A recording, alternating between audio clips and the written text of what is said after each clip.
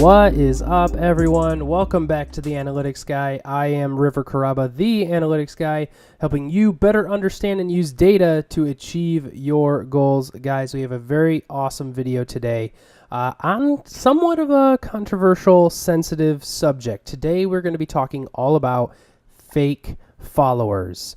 So those fake followers that people can purchase, that can make their influence look like it's much larger than it is, the ramifications, if there are any, for that, and then also how to spot those types of accounts for whether you're a creator or a brand. These are things that you're going to want to know about. And if you are a creator, I'm just going to say this right up front. If you are buying traffic, if you are buying followers, views, things like that, I completely understand why you may think you need to do that. But as a creator, please stop. You are setting all of us up to be kind of scrutinized in a way. So I'm going to talk all about this today. I'm going to dive in what this is if you don't know what I'm talking about. But yeah, that little moment of stern, I understand. I really do. But guys, this is real. Fake followers paying for likes, comments, things like that. Marketly Statistics is a company that actually provides statistics for social media and different things on the web.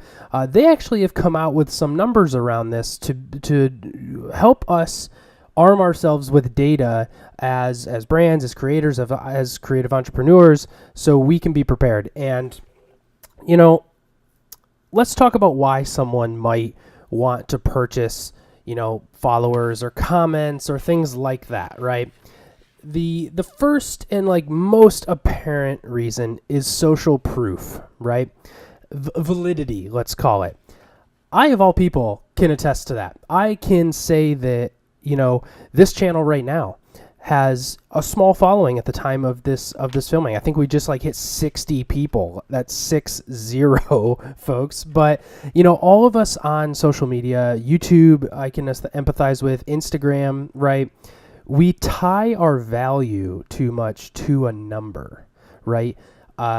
My experience in marketing agencies and in my professional world, if you looked at my YouTube following, you'd be like, oh, this guy doesn't know what he's talking about.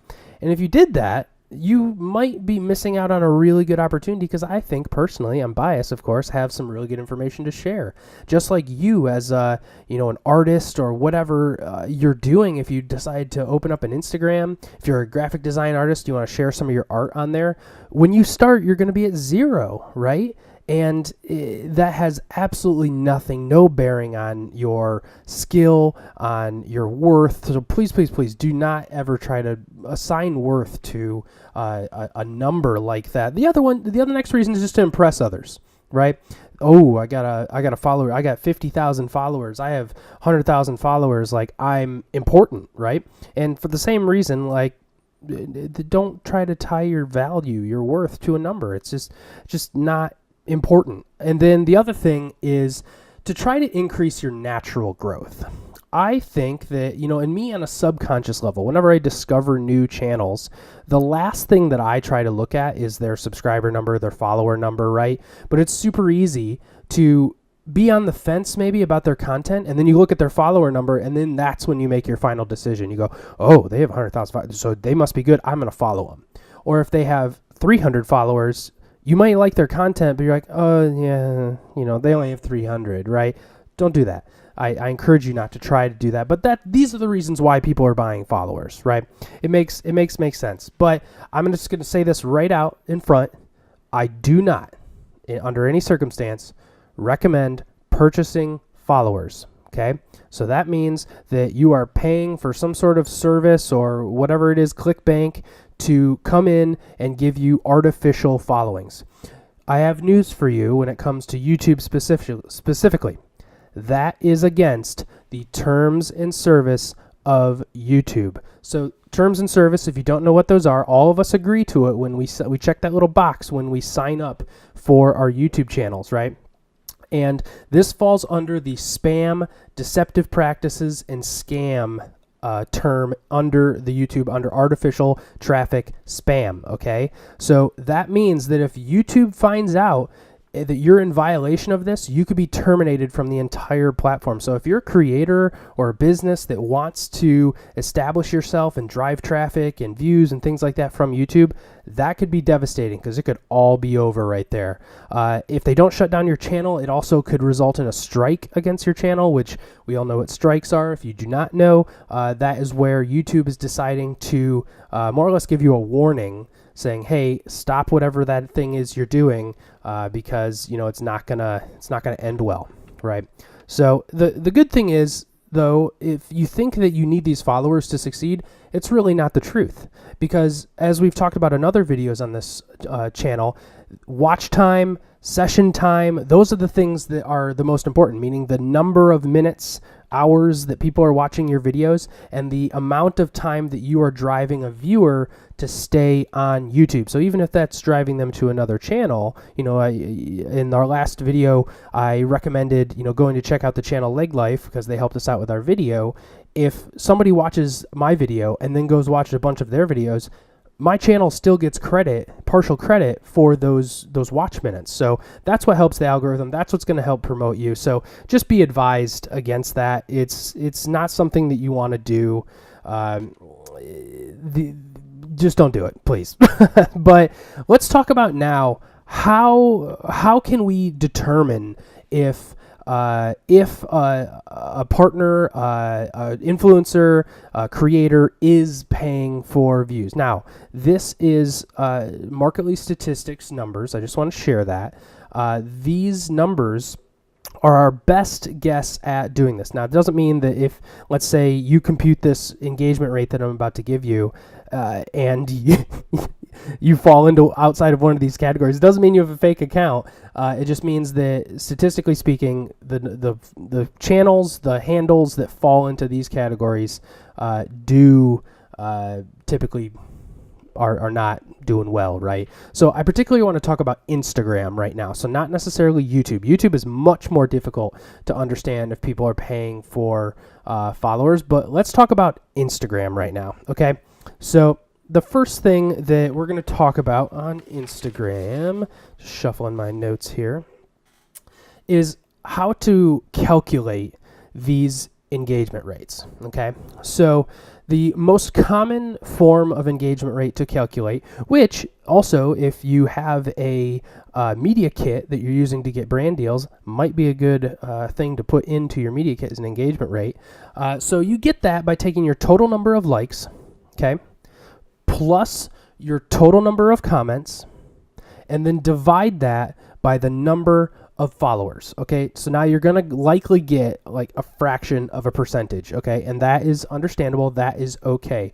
Let me throw on the screen here the engagement rates from Marketly Statistics here, okay? So if you have less than, or the channel that you're, or the handle that you're looking at has less than 1,000 followers, you're looking at an average like rate of like about 8%, average comment rate of about 0.56%, okay? 1,000 to 10,000, we're looking at about 4%, and then the comment rate is 0.27. 10,000 to 100,000, 2.37 and 1.4. 100,000 to a million, 1.7%, 0.09. 1 million to 10 million, which if you have that many, good for you. That's just saying. But then that's 1.6 to 0.06 comment rate. So you can see as the followers get larger and larger and larger, the engagement rates get smaller and smaller and smaller, just statistically speaking. So what happens if you're a business and you're potentially trying to look into a partnership with an influencer and you start to compute these numbers? How can I tell, even if they fall within these ranges, what are people buying followers, okay? And the good news is there's pretty easy ways to try to figure this out. A quality check, if you will. I'll take that away, and I'm actually going to turn over the screen here to a site called Social Blade. So I have Social Blade pulled up here. I just happened to queue up Peter McKinnon. If you don't know Peter McKinnon here on YouTube and Instagram, an absolute amazing creator, high quality content, very much so recommend him. But I just pulled up his page for his Instagram, okay?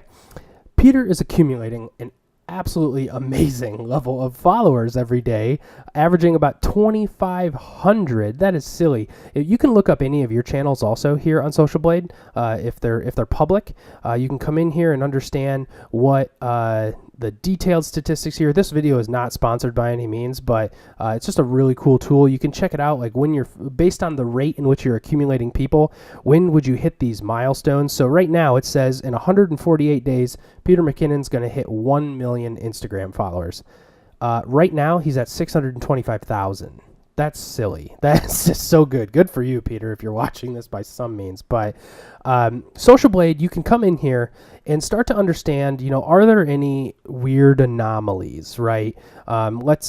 Peter is not a great example of this, but let's say, you weren't, a channel that you're looking at only has a couple and then these huge sweeping spikes of traffic here. Those are something that you might want to raise your eyebrow at. Okay, so if just as a first check, come here, look at this and go, okay, this is either working or it's not. If they pass that test, there's still more things that you can do. And let's put that away. And right here, I have kind of some good examples of bot Instagram accounts. Okay, so some things that contribute to bot Instagram accounts are very few posts. So you can see here, these are just some example accounts, 7 posts, but they follow 7,400 handles. Up here, 22 posts, 7,400 following. Now, again, it's logical that someone could just post very few and they're just on Instagram to watch other people or view other people's content. So that's not the end of the world, but also watch out for these bogus usernames if they happen to have any of them. Those are more things that you can do to try to combat and check for these false accounts. If you look through in a profile of who is following them, you can tell which accounts are kind of spammy, and that is just something that you definitely don't want to participate in. You do not want to get. So just in closing, guys, I taught you how to compute those engagement rates, what things to watch for fake followers, fake accounts that are people are buying. Again, the more brands get into influencer marketing, the more we're going to be scrutinized. I put out a video the other day on brand deals and how to build a case study and have reporting. That's not something that brands all the time are asking for right now because influencer marketing is still so new to them. Okay, the very progressive ones are asking for it, so you definitely are going to want to do that. And the progressive ones are also going to start auditing for these followers. So if you do happen to be one of those people who is doing that, I completely understand why. Okay, but I implore you and speak on behalf of creators everywhere, please do not do that because it's just going to scrutinize us even more. All right. We as creators, small creators here on YouTube have been kind of going through the tribulations lately, right? I mean, I think that some of the changes that YouTube is making is going to make the community better and stronger overall, but it's very disheartening for small creators who, were looking forward to getting into that partner program a little bit sooner than they will be now. So thank you very much, guys, for watching today. Give this video a thumbs up if you liked it. Share it with those who you think could benefit from this. Always just try to give you the information and you can do with it what you please, but I appreciate all of you and we will see you in the next one.